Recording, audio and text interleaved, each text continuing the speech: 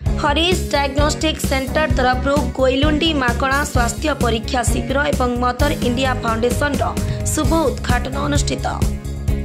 ब्रह्मपुर भाविनीपुर नरसिंह मंदिर स्थित ममता कल्याणी मंडप निकटस्थ प्रशांत जनसेवा केन्द्र ठारे हरीश डायग्नोस्टिक सेंटर तरफ मागणा स्वास्थ्य परीक्षा शिविर अनुष्ठित हो यह कार्यक्रम संयुक्ता कुमारी साहू हरिकृष्ण साहू तत्वावधाने अनुष्ठित होइतिला।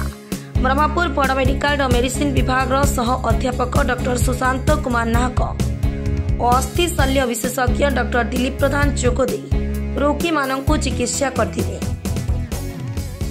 आज कार्यक्रम विषय कौन कहिए सर? आज आमर ये तो हरीश डायग्नोस्टिक सेंटर तरफ गोटे मागणा स्वास्थ्य शिविर अच्छी चलती से आमर मेडिसिन ऑर्थोपेडिक स्वास्थ्य शिविर मैंने रोगी मान फ्री चेकअप होची।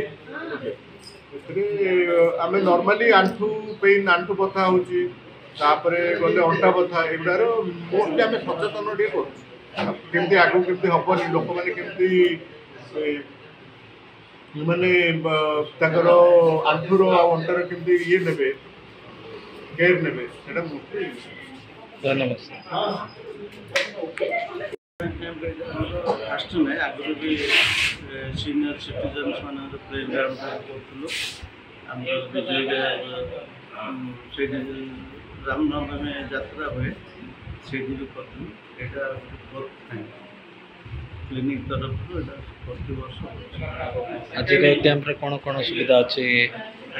आज कैंप रे कौन कौन चिकित्सा होचे? आज बर्तमान मेडिसिन सार डेरी ना आउट भल अर्गानाइजेसन कर जेहेतु हरिबाबूर विशेष असुविधा थी राति से मत जन डेरी जाओ मुझे कहबी हरिबाबू जो लगे रिटायरमेंट पर सी जो स्वास्थ्य शिविर हाथ को नहीं यह द्वारा जन उपकार और लोक मान स्वास्थ्य सी जो माने धारणा देते बहुत लोग आने उपकृत हे या द्वारा मुझे हरिबाबू आउ रिक्वेस्ट करी सी एमतीका शिविर बहुत जगह करूँ बहुत जगह कर लोक मैंने जो बेनिफिट पाऊना बेनिफिट पाइबार टे असुविधा होमें लोक पाखक जाकि आम सुविधा सुजोग दबा ताहले यहाँ आहरी आगू बढ़ो मुझे विश्व प्रार्थना करुच्ची हरिबाबू स्वास्थ्य भल भाव रो भल भाव रही सी आगू ये आमको सहयोग करूँ।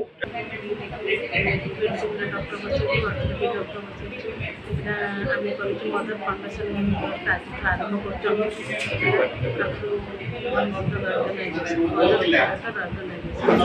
आज आरंभ कर तो से थ्रो आगे आम बहुत कैंप कर क्लिनिक थ्रो रही आज मदर फाउंडेशन आगे आहरी बहुत कैंप हम मार्च मसरे ब्लड कैंप करूँ ये एरिया लोक मेडिकल फैसिलिटी ना देखो से आगे मदर अनाथ आश्रम एही कैंप रे उच्च रक्तचाप और मधुमेह रोग परीक्षा करा जायतिला। बहु रोगी माने एठाकु आसी निज उक्त उच्च रक्तचाप और मधुमेह परीक्षा करथिले। आ सहित बीसीसी बैंक सभापति प्रदीप पाणिग्राही द्वारा मदर इंडिया फाउंडेशन शुभ उद्घाटन करथिले। एही कैंप को हरिकृष्ण साहू संयुक्ता कुमारी साहू और प्रशांत जनसेवा केन्द्र समस्त कर्मी माने सहयोग करथिले।